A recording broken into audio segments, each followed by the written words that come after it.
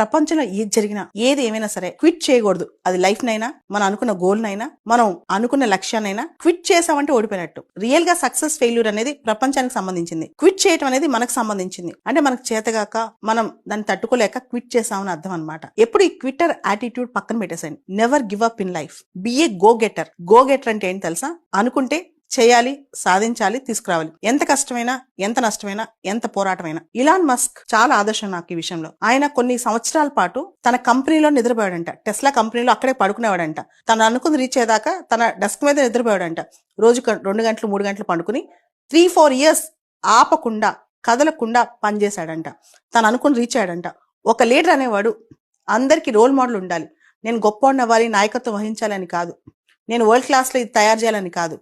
నువ్వు తయారు చేయాలంటే నువ్వేమి ఇస్తున్నావు, నువ్వేమి సాక్రిఫైస్ చేస్తున్నావు, ఇది చాలా ఇంపార్టెంట్ అనమాట.